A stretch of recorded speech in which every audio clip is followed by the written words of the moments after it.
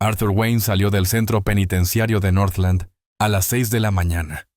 El cielo apenas comenzaba a aclararse, con una luz grisácea que parecía adecuada para alguien que no había visto libertad en 18 años. Caminó en silencio con pasos lentos pero decididos, llevando una mochila gastada, la misma con la que había ingresado al sistema penitenciario casi 2 décadas atrás. Su rostro no reflejaba ni alegría ni tristeza, solo una calma densa, como si estuviera caminando entre dos mundos, el que dejó atrás y el que no terminaba de comprender. Había sido condenado por violencia doméstica contra su entonces esposa, Leah Sinclair. El caso había causado revuelo en su momento. Un profesor universitario acusado de abuso, pruebas ambiguas, testigos confundidos y una sola declaración sólida, la de ella. Arthur siempre negó todo. Decía que no solo era inocente, sino que algo no cuadraba. Pero las palabras de Leah bastaron para sellar su destino. Al otro lado de la verja del penal lo esperaba Caleb Mori. No era familia, ni abogado. Era algo más complejo. Había sido su alumno en uno de los programas de educación interna, donde Arthur enseñaba lógica básica a los internos más jóvenes. Caleb, entonces un joven reservado y hambriento de respuestas, encontró en Arthur una figura de guía silenciosa. Con los años, se convirtió en vigilante nocturno en la biblioteca pública del condado, un lugar tranquilo y olvidado por la mayoría, perfecto para quienes necesitaban pasar desapercibidos. ¿Estás listo?, preguntó Caleb cuando Arthur cruzó la línea que separaba la cárcel del resto del mundo. Arthur asintió. No necesitaban más palabras. Lo llevó hasta la biblioteca. El sótano tenía una habitación de mantenimiento sin uso, con un colchón, una lámpara vieja y una estantería vacía. Arthur no hizo comentarios. Dejó la mochila a un lado y se sentó en el colchón. Su mirada se posó en una caja de cartón que le había sido entregada al salir. Su archivo personal, su diario y un sobre sellado. Este último llevaba años guardado en la oficina del abogado Thomas Ingle, quien había fallecido hacía pocos meses. En el sobre, con letra temblorosa, solo decía: «Para cuando estés libre». Esa noche, Arthur no durmió. Encendió la lámpara, sacó el sobre, lo abrió con cuidado. Dentro había una fotografía amarillenta de Leah, tomada en lo que parecía ser una conferencia. También había una nota escrita a mano y una hoja impresa con lo que parecía un fragmento cifrado de un mensaje digital. La verdad nunca desaparece. Solo cambia de forma, decía la nota de Thomas. Arthur tomó su diario. Durante años había escrito todo lo que recordaba, día tras día, fechas, gestos, conversaciones, incluso silencios. Era su única forma de sostener la lógica de una historia que el mundo había decidido olvidar. Sabía que no podía retroceder el tiempo, pero sí podía hacer lo que no había hecho antes. Mirar hacia atrás con ojos nuevos y descubrir por qué Leah había callado una parte tan importante de la verdad. ¿Qué había querido proteger? ¿A quién?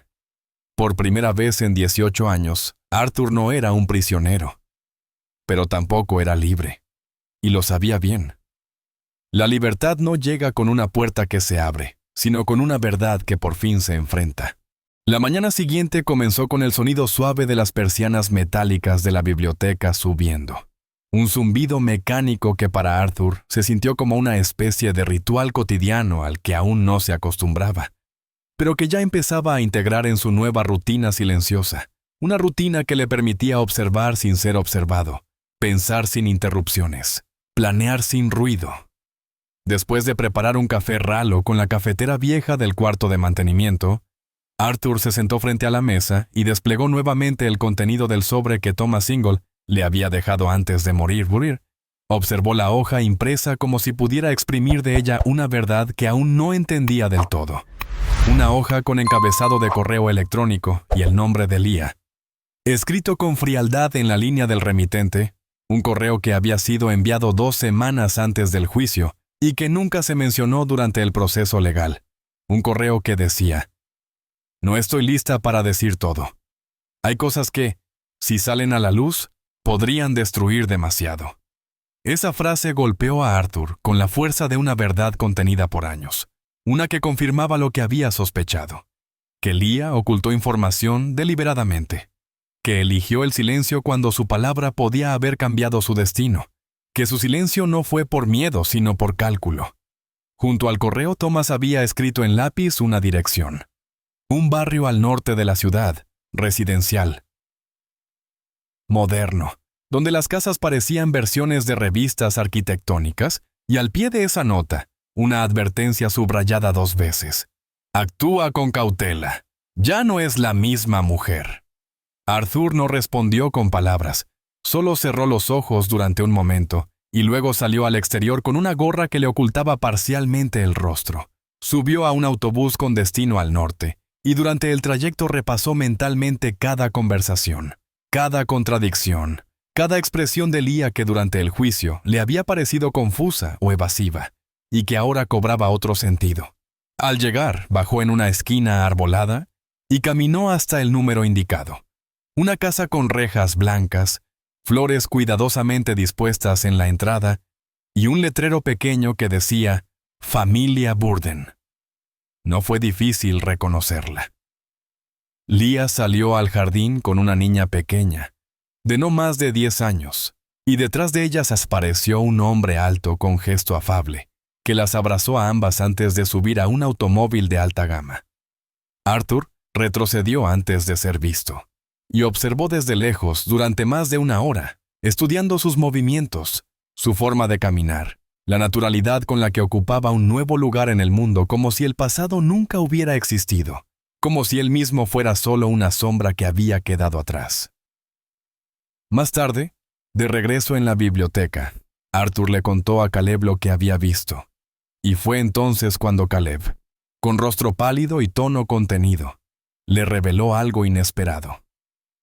Había encontrado en foros legales una mención reciente a Leah como testigo clave en otro caso de agresión, otro hombre acusado sin pruebas concluyentes, otro juicio en el que la palabra de ella bastó para iniciar un proceso judicial. Arthur sintió como algo se le cerraba en el pecho, como si la historia estuviera repitiéndose con nuevos rostros, pero el mismo guión, y entendió que lo que estaba en juego no era solo su pasado, sino una red de mentiras que seguía creciendo y transformándose sin que nadie la cuestionara. Los días que siguieron estuvieron marcados por un silencio tenso, por miradas largas desde la penumbra del sótano, por pensamientos que se amontonaban en la cabeza de Arthur, como si compitieran entre ellos por ser escuchados primero, cada uno más urgente, más desconcertante, más cargado de preguntas que no tenían respuestas inmediatas, pero que reclamaban acción. Y fue así como una noche, con la única luz de una lámpara amarilla iluminando el papel arrugado, Arthur tomó una hoja en blanco y escribió una carta sin firma, sin amenazas, sin reproches, simplemente una solicitud directa, casi desarmada. Solo necesito entender. ¿Podemos vernos?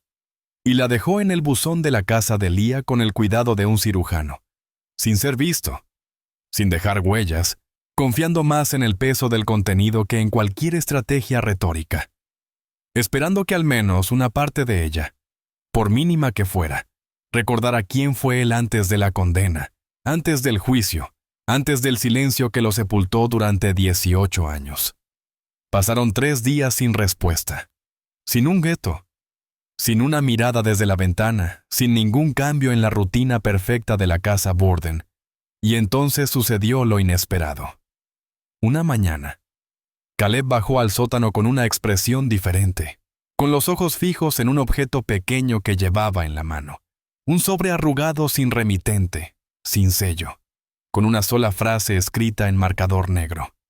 No tienes idea de lo que ella ocultó. Y adentro, una hoja con letras recortadas de revistas que decían, «Sal mientras puedas».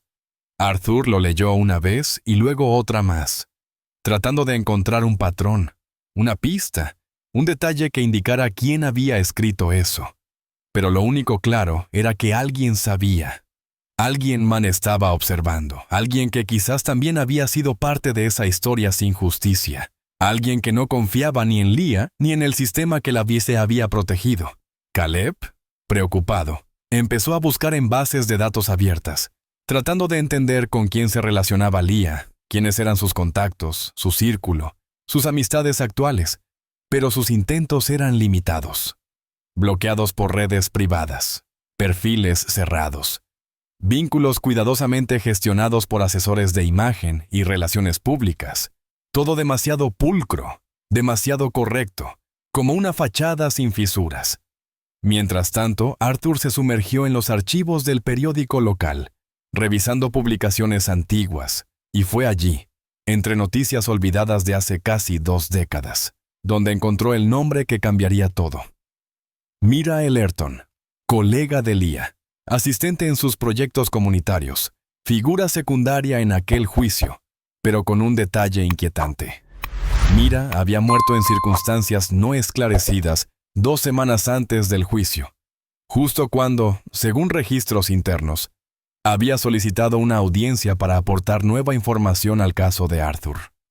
Esa coincidencia fue como un golpe en el estómago, porque si Mira planeaba declarar, y luego murió sin dejar testimonio, ¿qué fue exactamente lo que intentó decir? ¿Por qué nadie habló de ello durante el juicio? ¿Por qué curiosamente el nombre de Mira no fue mencionado en el expediente judicial, lo que dejó abiertas muchas preguntas? Y lo más importante, ¿qué relación real había entre Leah y esa muerte que el sistema parecía haber sepultado con más eficiencia que cualquier sentencia? Arthur pasó la noche revisando el poco material disponible sobre Mira Ellerton, analizando artículos breves, notas de archivo, fragmentos de entrevistas donde aparecía su nombre sin contexto, como si la historia la hubiera desdibujado deliberadamente, como si su existencia se hubiera diluido en el tiempo por diseño más que por olvido. Y mientras Caleb seguía intentando rastrear vínculos digitales que pudieran conectar a Leah con otros casos similares, Arthur decidió cambiar de estrategia y buscar el único cabo suelto que aún podía tener una voz. El entorno familiar de Mira, cualquier persona que aún viviera y que pudiera aportar una pieza más al rompecabezas. Y fue así como, tras varios intentos fallidos, Caleb encontró un registro rural a nombre de Ethan Ellerton, hermano menor de Mira, viviendo solo en una finca al borde de la ciudad, apartado, fuera del radar, con una vida sin huella digital visible, como si también hubiera decidido desaparecer por voluntad propia. Pero Arthur no lo dudó. Preparó una mochila pequeña con agua, una libreta y una copia impresa de la nota anónima, y partió en el primer bus que salía hacia las afueras. Un trayecto largo y caluroso que lo llevó a través de campos secos, estaciones abandonadas y caminos de tierra, hasta llegar a una verja metálica oxidada, donde un cartel apenas legible decía: «Privado, no pasar». Arthur cruzó igual, sin tocar el timbre, sin anunciarse, caminando lentamente hasta que una figura delgada apareció en el umbral de la casa. Un hombre de barba desprolija, mirada cansada y manos temblorosas, que no preguntó quién era, solo lo miró como si lo hubiera estado esperando durante años, como si su llegada cerrara un ciclo. Arthur se presentó con respeto, sin rodeos, y mencionó a Mira con voz serena pero firme, lo cual hizo que los ojos de Ethan se humedecieran sin llegar a romperse. Un gesto contenido que hablaba más que cualquier grito, y luego, tras un silencio largo, Ethan lo invitó a pasar a una sala sencilla donde una sola fotografía colgaba de la pared. Mira, joven, sonriente, en lo que parecía una entrega de diplomas. Ethan sirvió café sin azúcar y mientras revolvía lentamente la taza, comenzó a hablar con un hilo de voz áspero, recordando que días antes de la muerte de su hermana, ella había llegado muy alterada, diciendo que no podía callar más, que había visto algo que cambiaba por completo su perspectiva sobre el caso de Arthur, y que planeaba presentarse ante la corte con nueva evidencia, pero que alguien la visitó la noche antes de escribir formalmente la solicitud, alguien que la perturbó profundamente. Y aunque Ethan no supo el contenido exacto de esa visita, Sí recordó que su hermana nombró a Leah como la persona que había tocado la puerta esa noche, que estuvieron hablando largo rato en la cocina, y que al día siguiente, Mira había evitado todo contacto. Se encerró en su cuarto y no salió más hasta que encontraron su cuerpo sin vida, con la causa oficial registrada como un accidente doméstico, pero con demasiados vacíos como para ser convincente, lo cual dejó a Ethan con una sospecha latente que lo acompañaba desde entonces. Que la visita de Leah no fue casual, que esa conversación no fue inocente, y que después de esa noche, Mira ya no era la misma, como si algo le hubieran arrebatado. Su convicción, su fuerza, su decisión.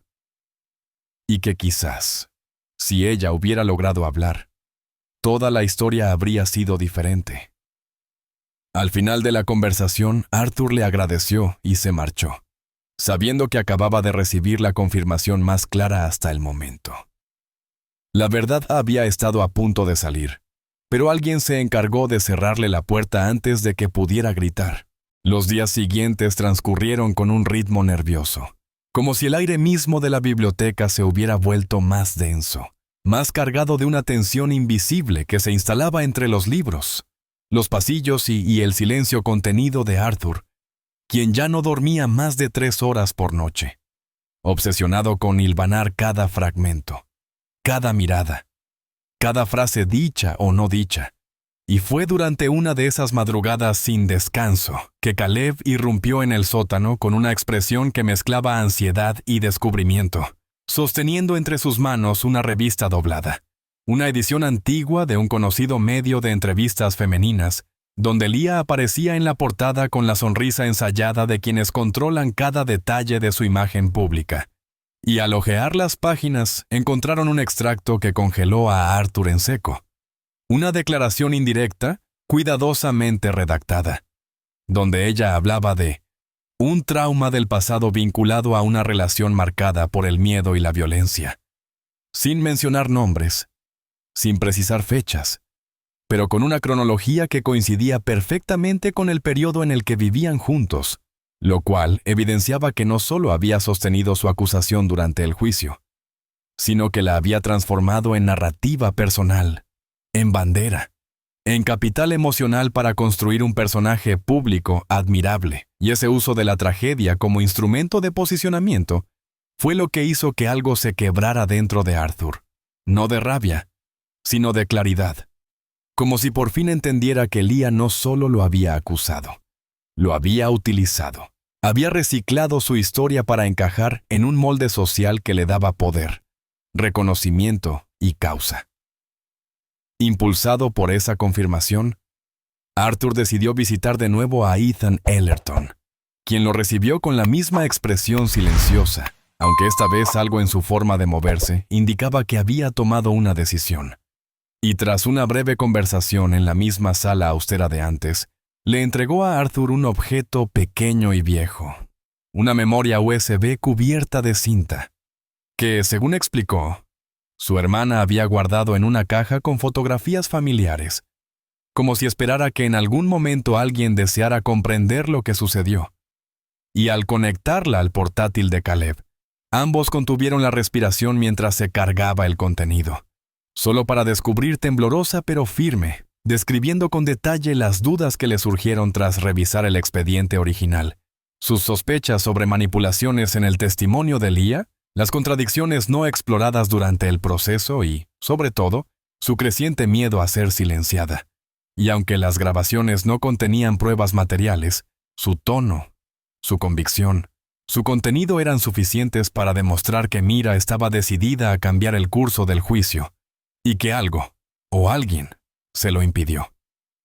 Sin embargo, justo cuando Caleb intentó guardar una copia de seguridad, su ordenador mostró un fallo inesperado. Una pantalla negra seguida de un reinicio abrupto, y al intentar acceder al servidor interno de la biblioteca, descubrieron con horror que los archivos compartidos, incluyendo el backup que él había subido por precaución, habían desaparecido por completo, como si alguien hubiera entrado, accedido y borrado todo en cuestión de segundos, lo que no solo confirmaba que alguien más seguía cada uno de sus pasos, sino que la verdad, esa que tanto habían intentado esconder durante años, comenzaba a sentirse peligrosa para quienes aún necesitaban que el silencio ganara. Esa noche Arthur salió sin avisar. Dejó su diario abierto sobre la mesa con la última frase subrayada en rojo. Todo termina donde comenzó. Y caminó bajo la lluvia fina que caía sobre la ciudad, con una determinación que no había mostrado desde el día en que recuperó su libertad, como si cada paso lo acercara a una verdad esperada durante años y a una decisión que marcaría un antes y un después. Algo que ya no se trataba de pruebas ni de justicia, sino de cerrar un ciclo que nunca debió quedar abierto. Caleb se dio cuenta de su ausencia cerca de las 2 de la madrugada, cuando bajó al sótano con una taza de té.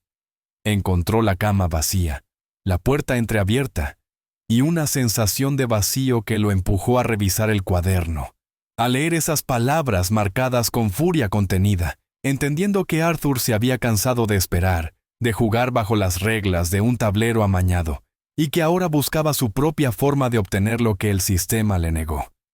A la mañana siguiente, las noticias locales informaron sobre un incidente confuso en una residencia del norte, sin detalles confirmados y bajo investigación policial.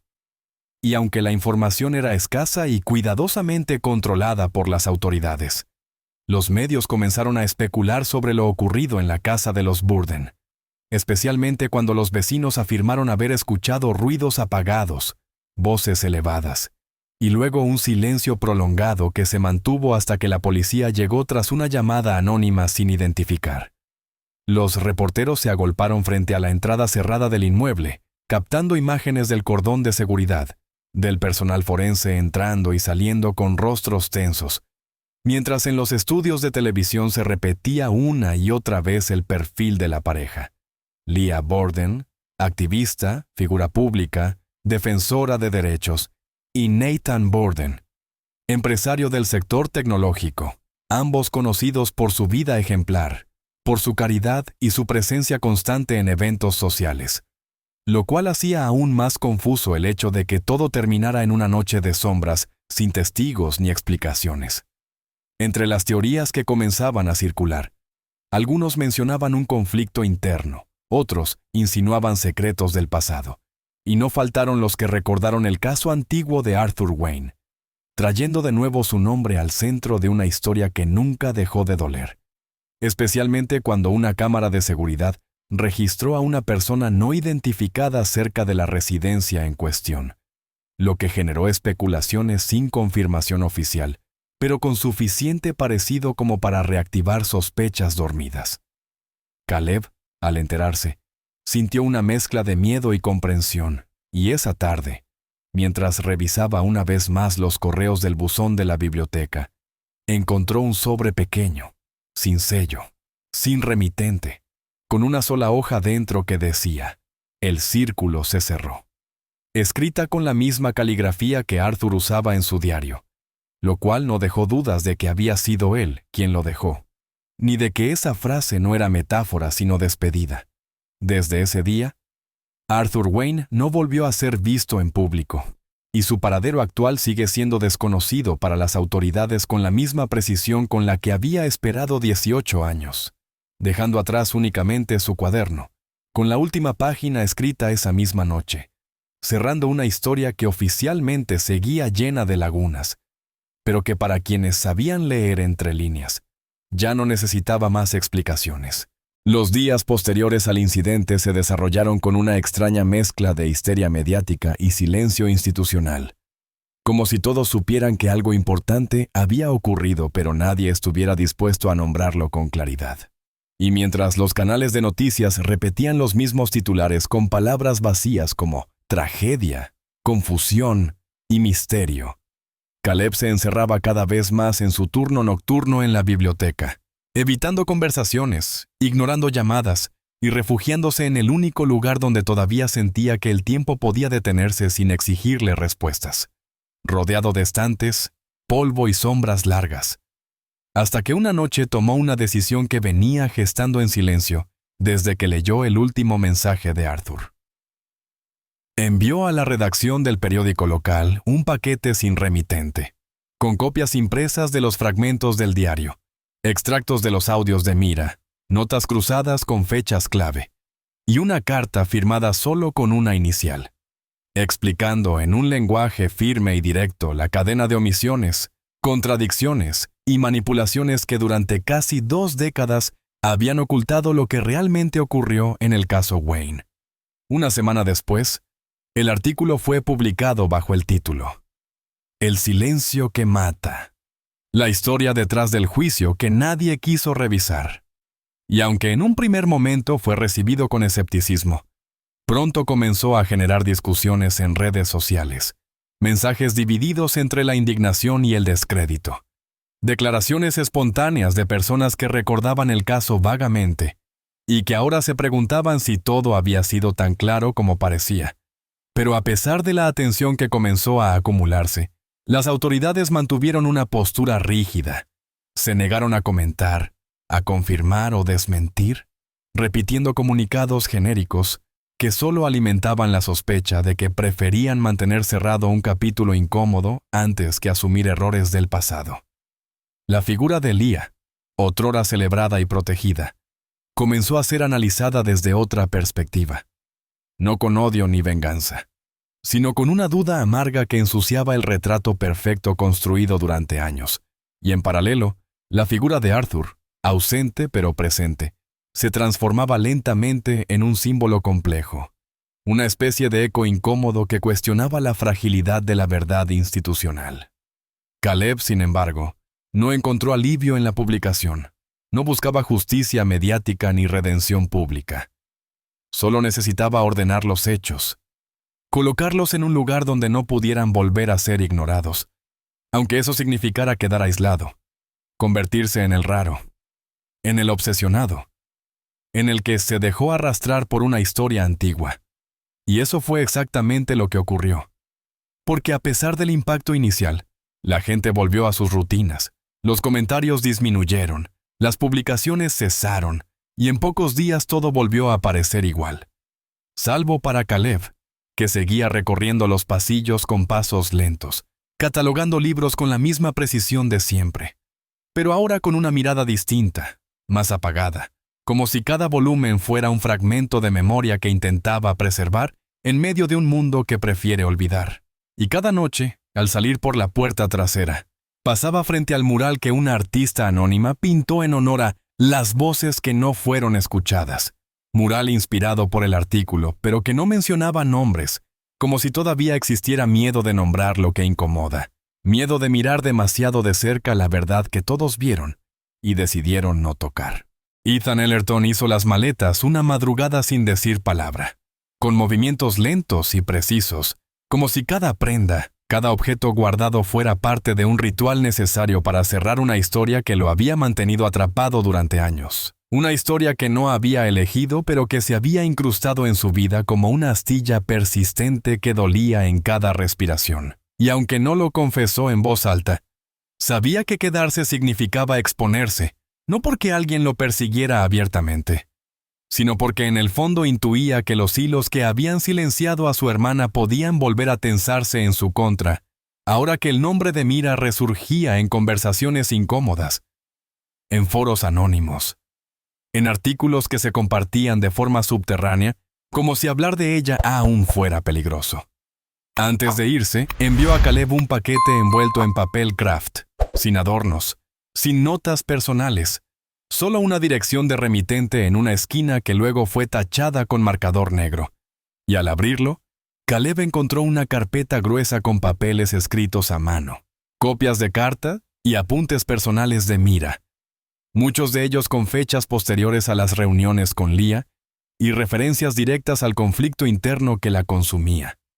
Frases como «me siento observada» o «si hablo, alguien saldrá herido», repetidas en distintos tonos y páginas, lo que confirmaba que su decisión de intervenir en el juicio de Arthur no había sido impulsiva ni emocional, sino una convicción sólida que fue erosionada por presiones que ahora, con el paso del tiempo, se volvían aún más evidentes y aterradoras. Caleb leyó cada documento con una mezcla de respeto y desesperanza, porque aunque el contenido era valioso, contundente y doloroso, también era inútil en términos prácticos. Las instituciones seguían en silencio. Los medios ya se habían movido a nuevas historias, y la atención del público se había diluido como ocurre siempre en una sociedad que olvida rápido, que solo mira hacia el pasado si hay espectáculo, pero no si hay responsabilidad. Sin saber qué hacer con ese material, Caleb decidió archivarlo en una caja de seguridad entre los estantes más ocultos de la biblioteca, donde solo él podía acceder, etiquetándola como Archivo E. No como un acto de cobardía, sino como una forma de resistencia privada, como un gesto íntimo de memoria frente al ruido del olvido colectivo, porque entendía que a veces la única justicia posible es conservar la verdad para que algún día alguien la encuentre intacta. Mientras tanto, la ciudad seguía girando con su inercia habitual, generando nuevos escándalos, nuevas figuras mediáticas, nuevas versiones de la misma vieja historia de poder, silencio y manipulación, y el nombre de Arthur Wayne comenzó a desaparecer nuevamente de los registros digitales, de las conversaciones, de los recuerdos públicos, como si todo lo que había ocurrido hubiera sido solo un eco lejano en una sala vacía, como si la verdad, tan dolorosamente obtenida, no hubiera sido suficiente para despertar a una comunidad más interesada en cerrar ciclos que en enfrentarlos. Y así, sin ceremonias ni declaraciones finales, la historia volvió a su rincón de sombras, sostenida apenas por la conciencia de unos pocos. Un año después del incidente en la casa Borden, la ciudad parecía haber digerido por completo la tragedia, como si el tiempo hubiera limado los bordes de la sospecha y barnizado los hechos con una capa de rutina que volvía todo más llevadero, más cómodo, más irrelevante. Y fue en ese contexto, casi sin ruido, que se inauguró un nuevo monumento en el Parque Central, un bloque de concreto oscuro con letras metálicas que decían «Contra la mentira, por la verdad». Impulsado por una iniciativa ciudadana surgida en redes sociales, tras la publicación del artículo anónimo que cuestionaba el caso Wayne, aunque irónicamente ninguno de los organizadores conocía en profundidad la historia real que había inspirado ese gesto simbólico. La ceremonia fue breve, con discursos cargados de generalidades, con palabras como memoria, voz y justicia, repetidas como mantras desprovistos de contexto, mientras un grupo de escolares soltaba globos blancos al cielo y las cámaras de televisión captaban sonrisas, aplausos y abrazos que sellaban el acto con la formalidad vacía de lo políticamente correcto. A unos metros del monumento, la biblioteca permanecía en silencio, como siempre. Y Caleb, desde su escritorio nocturno, observaba las luces del parque reflejadas en las ventanas sin levantarse, sin acercarse, como si la distancia física también marcara la emocional, como si cruzar esa línea fuera un acto de traición a todo lo que había vivido, presenciado y documentado, porque entendía que ese monumento, aunque bien intencionado, no representaba justicia sino sustitución, un modo amable de reemplazar verdades incómodas con símbolos inofensivos que permitieran pasar páginas sin enfrentarse a nada. Él sabía, como pocos, que la verdadera historia seguía encerrada en la caja de seguridad al fondo del archivo, en los papeles de Mira, en las grabaciones perdidas, en el diario de Arthur y en los silencios de Ethan, que ahora vivía en otro país bajo otro nombre, lejos de todo, como un testigo que ya no quería ser testigo de nada. Y mientras el mundo giraba sin detenerse, Caleb seguía allí, con el mismo uniforme de siempre, recorriendo pasillos, limpiando estantes, reparando libros y guardando secretos, cada vez más solo, más ajeno a la vida cotidiana, como si su existencia entera se hubiera desplazado a ese terreno invisible, donde habitan los que conocen demasiado y no tienen dónde contarlo. A veces, cuando el sueño lo vencía en la silla del archivo, soñaba con Arthur caminando por un bosque, lejos de todo, con los bolsillos llenos de notas y los ojos tranquilos, como si al final hubiera encontrado una forma de paz que no dependía del perdón ni de la verdad pública, sino de haber elegido no callarse nunca ante sí mismo. Y al despertar, Caleb siempre volvía a mirar hacia el parque, hacia el monumento, hacia esa frase grabada que ahora le parecía una ironía cruel, porque sabía que en esa ciudad nadie quería saber qué había detrás de las mentiras ni qué precio se había pagado por la verdad. Y que la historia de Arthur Wayne, con toda su carga de dolor, pruebas y silencios, se estaba borrando del mapa a la velocidad exacta que marca el olvido colectivo cuando decide seguir adelante. Pasaron 18 meses desde la desaparición de Arthur Wayne, cuando una mañana común, sin previo aviso, llegó a la biblioteca un paquete sin remitente, envuelto en papel marrón y sin marcas visibles. Solo una palabra escrita en tinta azul, en la parte superior. Privado. Con una caligrafía familiar que hizo que a Caleb se le paralizara el pulso por un instante. Un escalofrío breve que recorrió su espalda antes de abrirlo con cuidado, retirando capa por capa como si estuviera desenterrando algo sagrado, hasta encontrar dentro un viejo grabador portátil, de esos modelos que ya nadie usaba, con una única cinta insertada y sin ninguna otra nota. Y aunque dudó por un momento, finalmente se encerró en la sala de archivo, cerró la puerta, bajó las luces y presionó el botón de reproducción con la misma solemnidad con la que alguien abre un testamento. Porque sabía, sin necesidad de confirmación, que lo que iba a escuchar era lo último que quedaba de Arthur. La voz sonó rasposa al inicio, como si la cinta hubiese estado mucho tiempo en silencio. Pero luego emergió con una claridad inquietante, con ese tono sereno y firme que siempre había caracterizado a Arthur, sin adornos, sin dramatismo. Solo una narración cronológica de su vida, desde su juventud como profesor universitario hasta los años en prisión, describiendo con precisión quirúrgica cada fase, cada decisión, cada instante en el que supo que algo no encajaba.